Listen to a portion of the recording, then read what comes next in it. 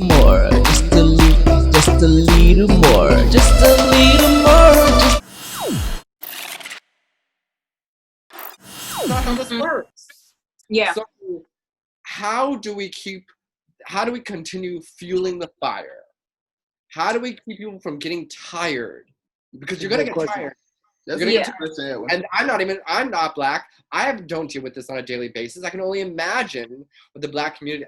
I'm sure y'all tired and been tired for a long time. Get tired. So, and that's something Exhausted. how do I help fuel the fire? No, I think that Edwin, I'm sorry, Tamara. Go ahead.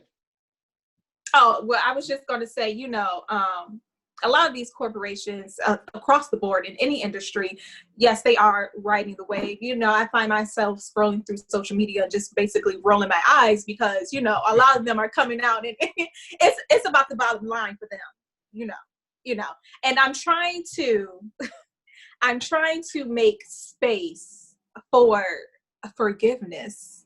And because we, if we want to say, we want change and we want you to do this and we want you to do that, and you offer that up to us, that's cute, that's fine and dandy. But I need to see some lasting effects. Don't just make a statement and think that everything's okay.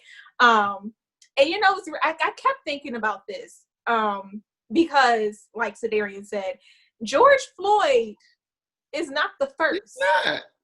He's not the first. There have been countless murders of Black men, of Black women by police officers. I definitely think that COVID had a lot to do with it. I think me and everybody else probably, we declared the year of 2020 perfect vision. I was like, that's gonna be the sermon for like all the pastors this year. Listen, I fell out on the floor. It's gonna be a year of prosperity, and then all of a sudden COVID hit, and I was like, whoop, this is not good. Oh no, it got me. It got me when they took COVID. When they took COVID, I was like, wait a minute. You said that now. When they took COVID down, I said, this is different. This ain't it. Right. I definitely think that as a humanity, we have suffered, and that has caused a lot of people to open their hearts and to open their minds to the plight of Black people in America.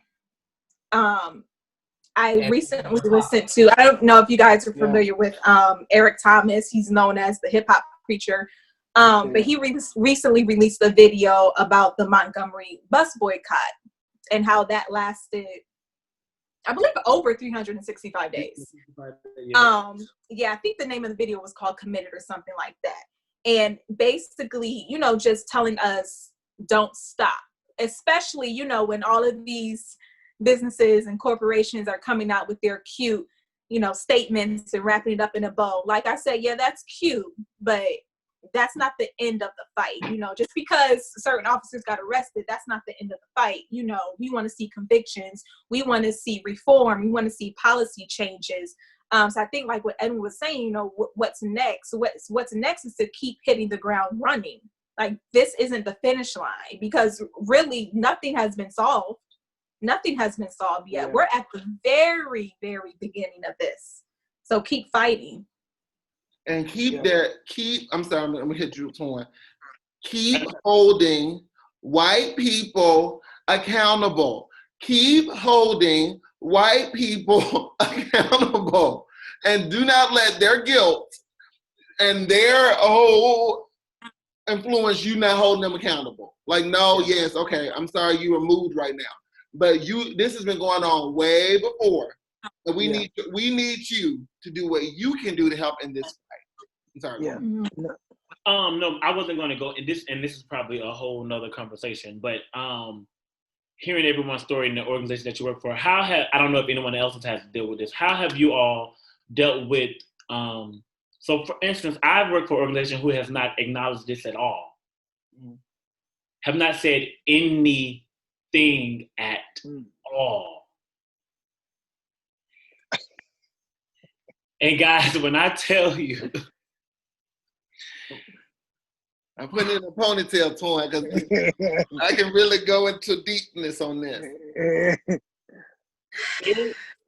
Like, you don't understand, like, and you, for those of you who know me, you know I am very, like Nina, I'm the go with the flow. I want everybody to like me. I'm not the one to bring up conversation. You know that's just how I am. I am. Huge time. What's saying? So he the one who will not go against the flow. He gonna fight. He gonna cuss. Right. I will. We know, said. We know. Make sure those lights are up in this theater before our show open. But that's not true. But anyway, and me, I fight too. I'm praying. We know. I guess, and this is probably, we can talk about this later on, but any ways of how to like bring it up, because it's so much emotion and it's so much hurt and it's so much frustration and it's so much aggravation. And thank you, Nina. Yes, we may have to have a separate Zoom for this to like, because they are literally operating as if nothing has happened. We are on Zoom calls as if nothing has happened. We are receiving texts as if nothing has happened. We are as usual. As if nothing has happened. No one is asking how we are doing. No one is asking how is my mental state. No one is asking anything. And yeah, I just wanted to, yeah. Nina, I'm gonna let you raise your hand. I'm gonna let you get it. I'm on a beat line because I may cut. You know, I'm trying to stay safe. So, first of all, fuck them. Just so you know, you're not crazy and you deserve to be cared for. Okay. Because I worked for a company like that that was their kind of MO. They did it when it was convenient. And now that I'm in a different place where it is about uplifting and building Black people, it is a very different story. Yeah. But what we are witnessing is that is the bandwagoning, and also watching those people who don't get with the program is knowing that like they're doomed. Like that, like end of story is that like they are doomed. And that is their fate because they don't get, like, their time is done, period. And for you, it's like, I feel like because I've had other Black friends and institutions that have dealt with this too, where it's like, either I'm going to make a choice to be the one to be like, hey, we're going to say this either as a company or personally. I have a lovely friend, his name is David Rue, choreographer. He works for one of the biggest art museums, and he was taking every dance company to task on his social media. And this is somebody who is featured in the newspapers here. He is featured on everybody's social media, like dark-skinned African boy who grew up here in the US, and he was taking them to task. And people are paying attention because he's been interviewed about it here. So I say that to say is like, you should feel empowered, should you want to step into that space to be like, no, this is not okay. Because if you don't, somebody else will. Right. Somebody is going to, because it's like, we're at a point where it's so beyond unacceptable to be like almost like beyond ridiculous. Right. You're absolutely right. Yeah, and I would just chime in on Nina because I work for a organization and it's a white organization. We, work with kids and stuff. And I was in that same place where, but I go ahead and just talk, but I was trying to say it in a way that I can still have my job and, not get fired because I need these coins. And so, but I had to really, because I felt so heavy. I felt so convicted. My ancestors were talking to me and were like, you better say something. Don't you sit there, and so I had to say something. So I personally called. I called the executive director and I had a conversation and I said, listen, I do not feel safe in a space where nobody's acknowledging my presence and what's going on in the world with people that look like me. I don't feel safe. And you shouldn't feel safe. Right. And that we work with Black babies. You cannot work with Black children and not say anything. You can't. You cannot teach Black babies every day and sit and be complacent with what's going on in the nation. And that was where I started. And it was a great conversation. Luckily, I worked with a person who was able to hear, but I knew at that moment that I wasn't crazy and that, no, you need to say something. And I'm saying in the way that you may feel comfortable saying it. Now, Don't go in there tomorrow and slap your boss. Now, don't do that because you got to get your coin. But do it in a way that you feel comfortable doing. And I did in a very way that I felt comfortable doing. You know what I'm saying? And I talked to them personally on the phone, and I made sure that it was clear of my worries, my concern. And I was like, something has to be done because I don't feel okay. I don't feel okay being a part of this. Right. It's a form of racial terror. Yeah. Because just because you ain't out there burning and throwing ropes don't mean that you don't facilitate that happening by staying silent. Nina, I almost fell off my chair. Don't be talking like that. Hold on, wait. The fact that you fear Hold on, say that again. Hold on, let me get my thing. Hold on, I got my thing. Because you just, Nina, say that again. It's a form of racial terror. Like, just because you don't go burning and throwing ropes doesn't mean you're not facilitating the status quo of what's happening.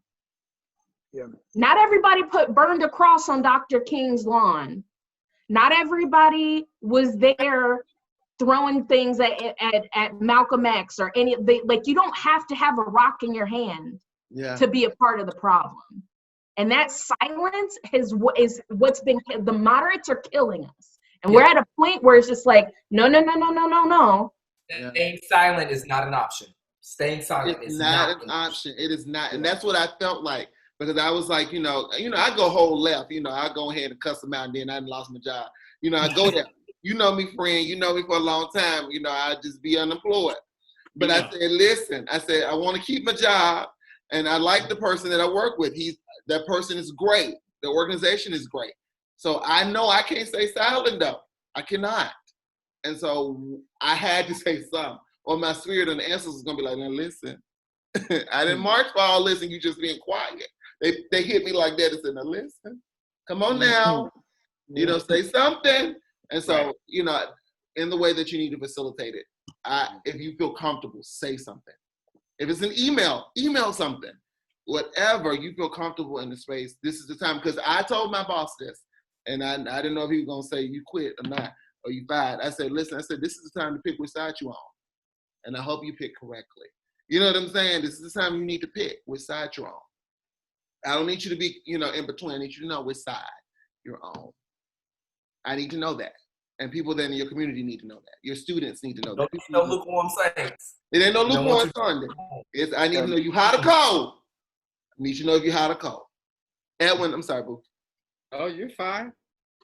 So to kind of take that in, but also talk about the future of theater. This is a subject that I've actually been having active conversations within my costume community so let me set the scene. So my shop, it is owned by two white men. They're gay, they're partners. However, the shop is very diverse. It is 65 people. You have people from Latin America, Africa. All the tailoring team are from Russia. It is a very, very talented, diverse group of people. And for the most part, we get along pretty well considering we're as big as we are. And within that, the costume industry and specialty maker industry here have banded together to create, they call themselves the Costume Industry Coalition. And their purpose is to come together to ensure their survival, to find a seat at any table that they can find a seat at, to talk about money allocation, to talk about grants, to talk about rent suspension, all that kind of stuff. At the same time, all of this is happening. So how do you but how do you work to ensure your survival, not be silent and complacent and be a champion, but also not advocate for still advocate for yourself? Because if you sit there and advocate for yourself, are you not advocating for what's happening and being an ally for what's happening? How do you keep that all together? Because I will be the first to champion. I work with two great guys, and I love my shop. I love going to work every day. we can't say silence, so we're not, but at the same time, we still have to survive as a shop, and they have to survive as owners of the shop and employers of all these people, and all these other shops have to survive as well, but we still can't stay silent. But is advocating for us right now a selfish thing in this moment? And that's something that we're navigating right now. So I'm posing that to the group. I'm posing that as a challenge. That's something we're dealing with. There we go. That's a very good question.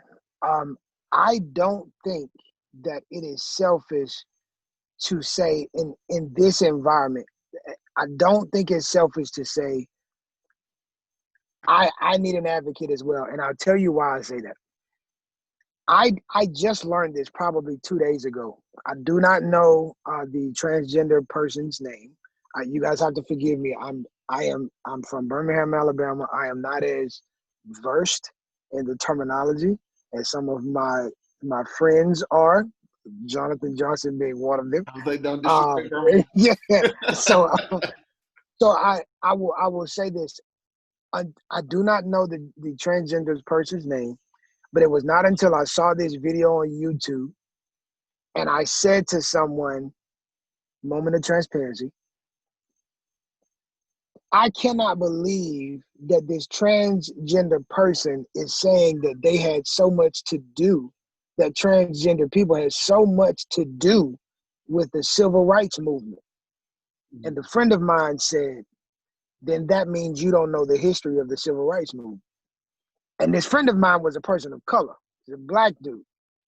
And he told me Martin Luther King's organizer was a gay woman. I had no clue. So I don't think it's wrong to want to be represented in this environment. I do think that at the current climate, you will be looked at like, oh, so is this about you? You understand what I'm saying? Like, I don't think it's wrong. Mm-hmm. I don't think it's wrong at all. But given the climate that it is, it would almost be synonymous to someone saying all lives matter. Yeah. Yeah. I think that's real. That is really but it's not. But it's not. It's so tough, dog, because you my dog. Like, I'll punch somebody in the face if they say somebody, like with no hesitation. That, and everybody on this talk, Aaron, I'll do that for you too. But I don't know you, but you friends with them, so that's just how I am. Like, we'll go to blows. Aaron, he'll fight anybody. He will.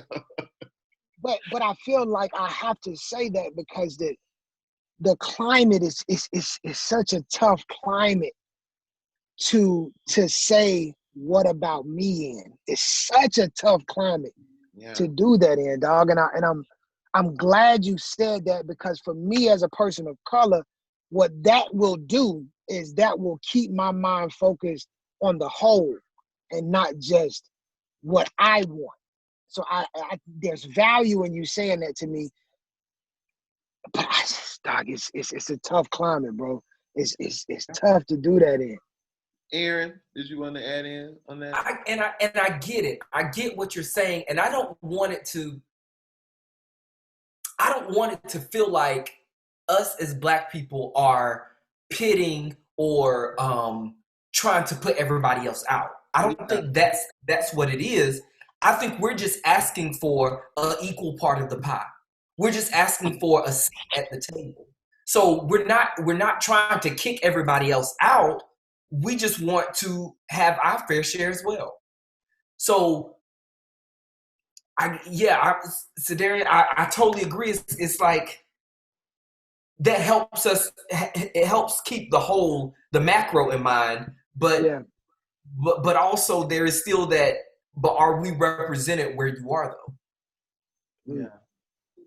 And if you're saying that you work in an organization that may be run by two white gay men, okay, but there is diversity within the organization, that they, in their decision-making process, that they represent that diversity, then to me, I don't have a problem with that.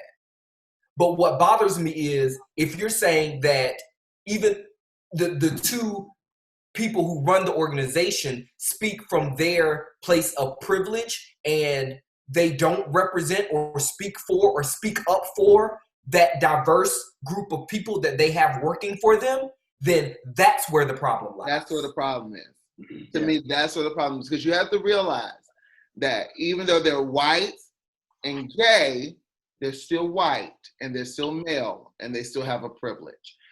But if they're not saying anything on behalf of their diverse group that they work for, that's to me where it's like we have a little bit of a problem. And I think that's where we need to start. Like I said, you got to know which side you're on. You have to say something in this climate. Yeah. For me. That's my opinion. You got to say something in this climate. You need to say something. You need to voice. Okay, Aaron. I'm going to take it further. I don't want you to say something. I want you to do something. Oh. I want you to do something. I fell out again. Aaron, you got white. I fell out again.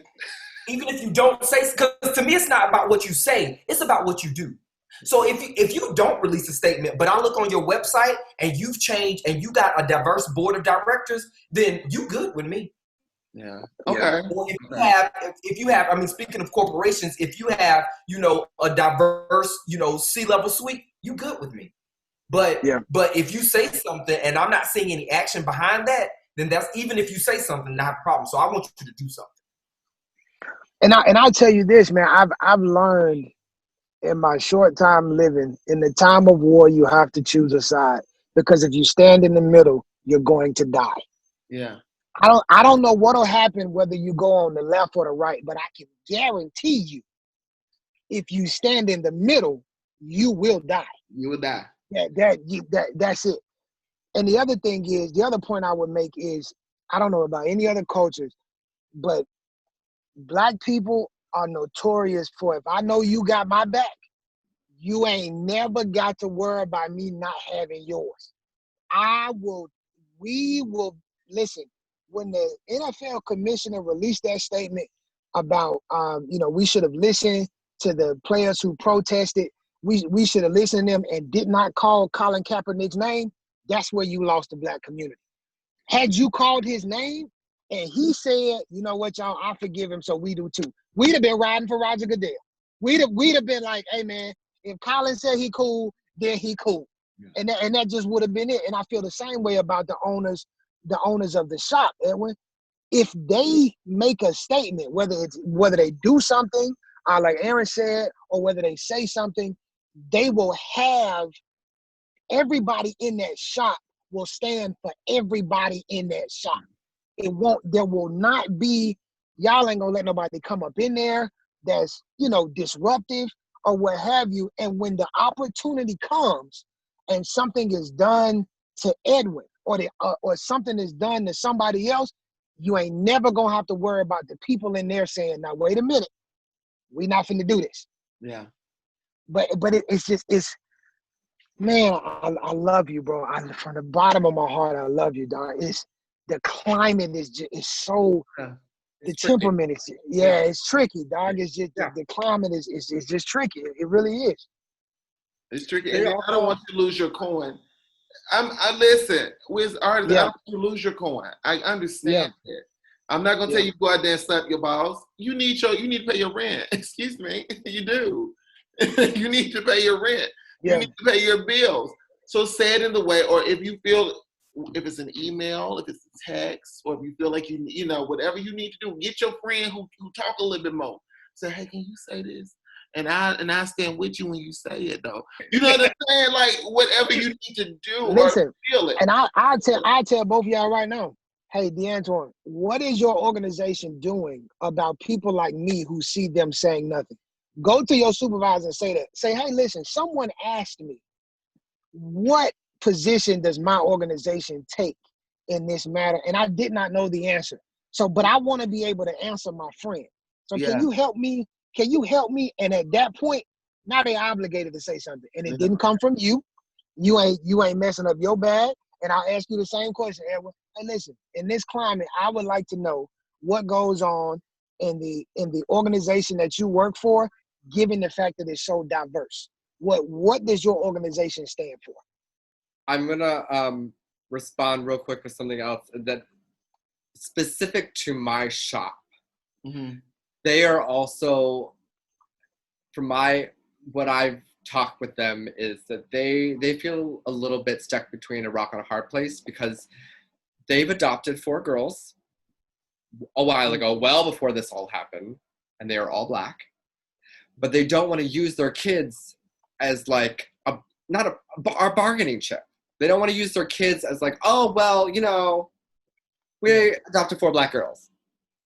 That's not what this is, and they also they're kids, so they shouldn't be used like that in the first place. But anyway, so just I guess perspective. But I mean, yeah, yes, I hear what all of you are saying, and yes, it's tricky. It's tricky.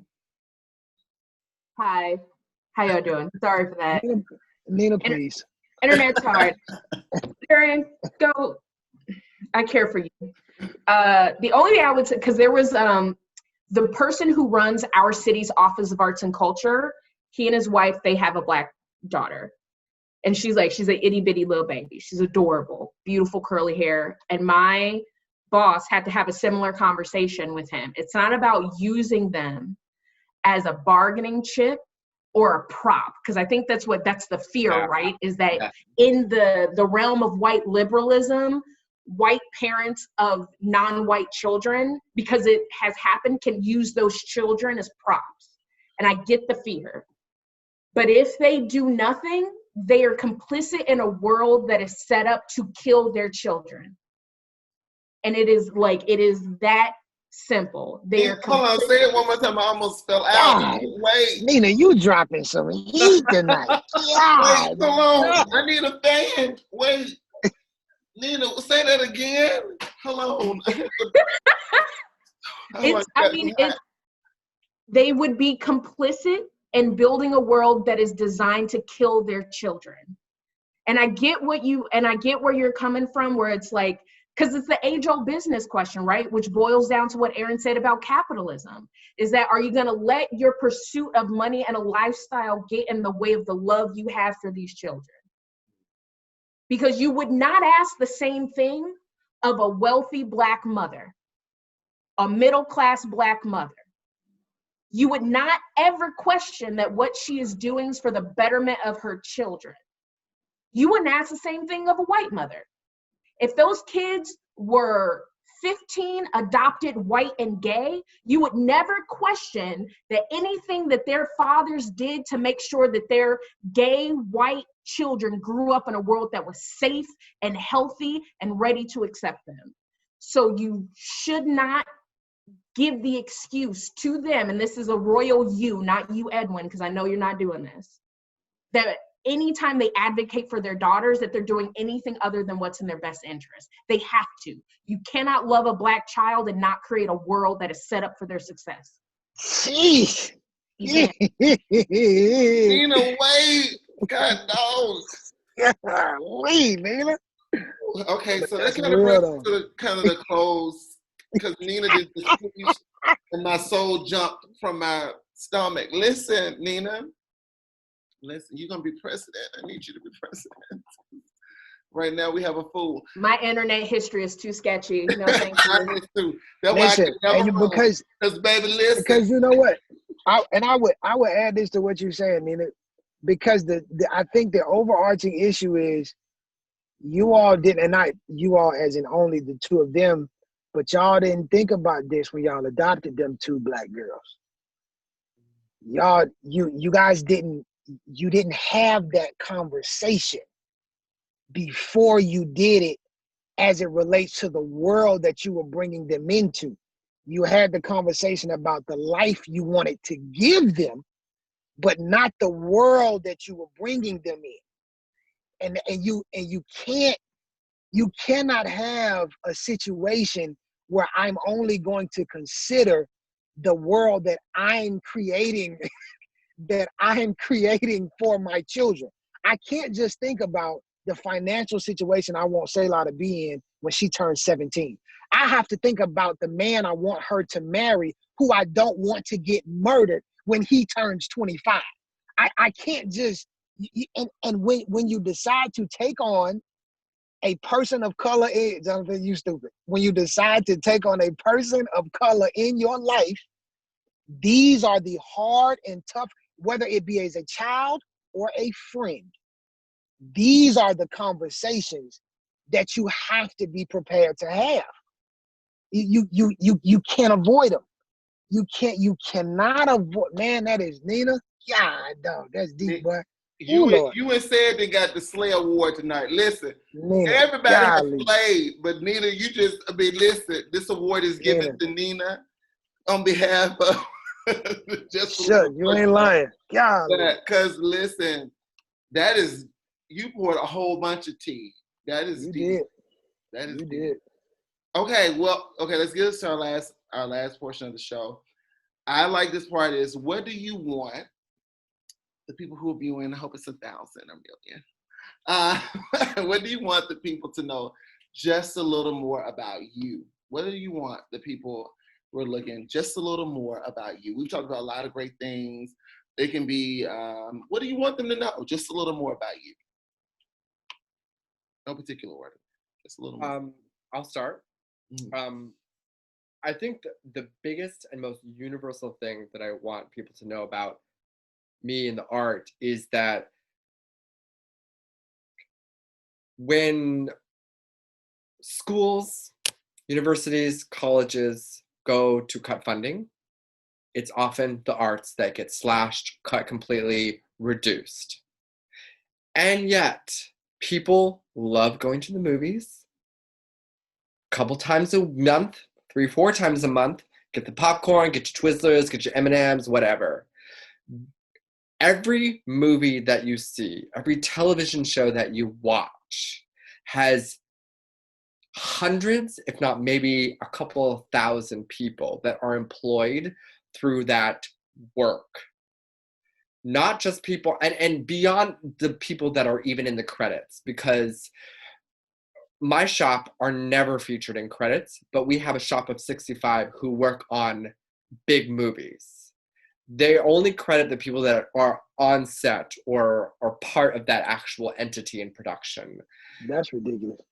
And what you are consuming, this thing that you take for granted, is actually our livelihood, our future, our now. And that's just something to keep in mind as we move forward when the city, the school, the state, the country cuts funding. That's your future too. That's your escapism. That's your mirror that is being cut. So think about that. Now, good. That's good, bro. That's good. Who's next? Twan? What do you want the world to know just a little more about you?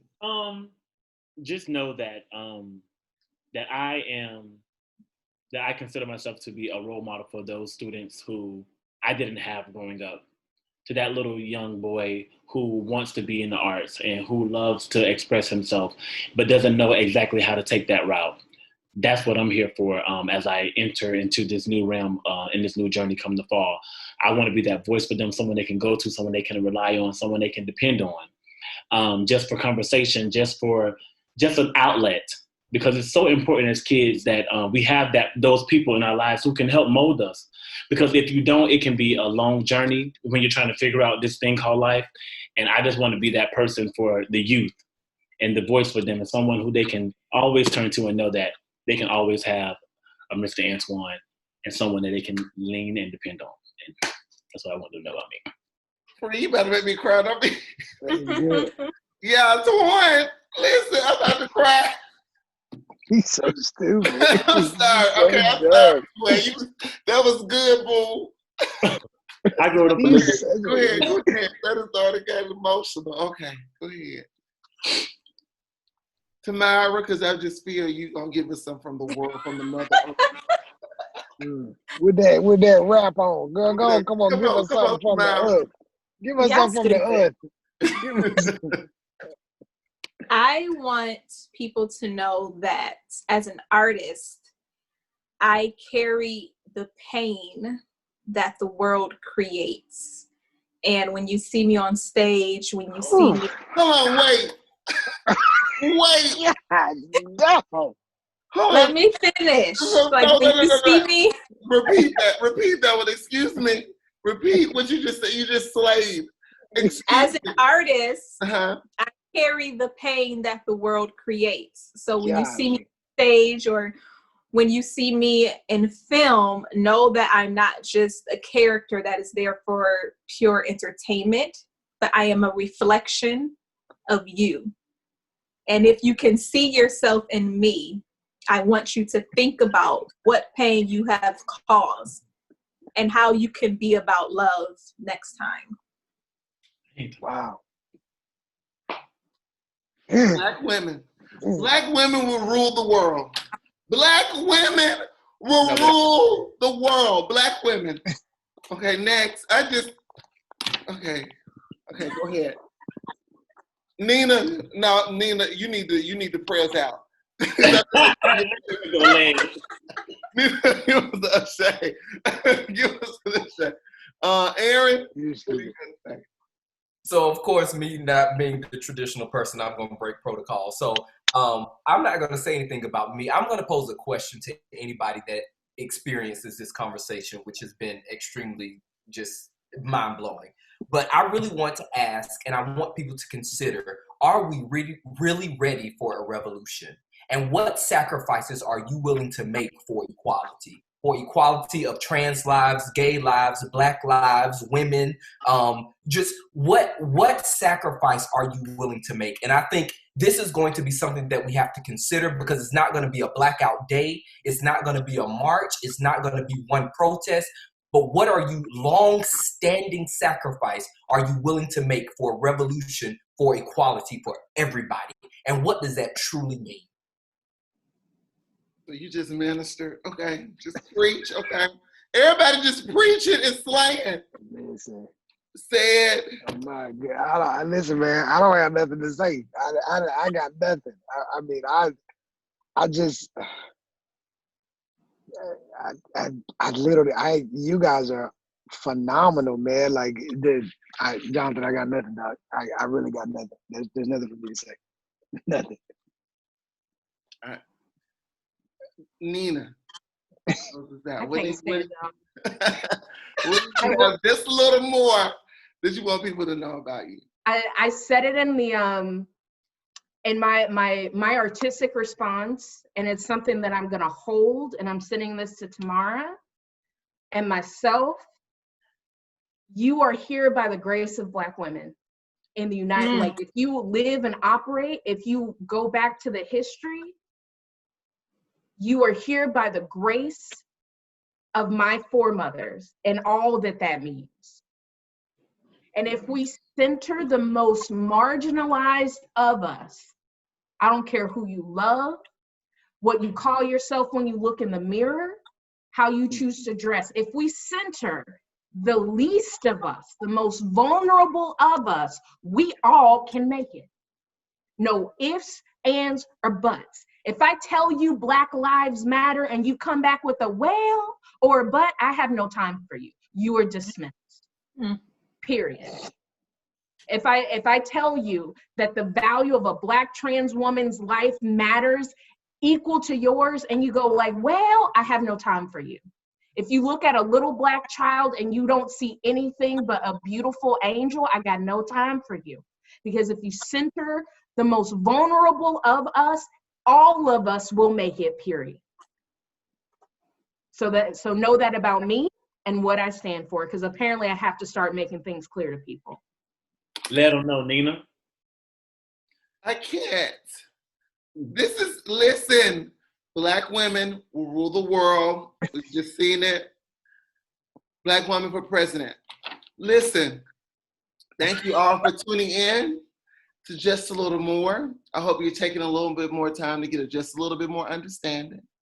A little bit of tea. A lot of tea has been poured today, so I hope you got just a little more tea and a whole lot of love. I hope you feel all the love See you guys next week and many, many, many more times. Bye. Edwin! I love y'all.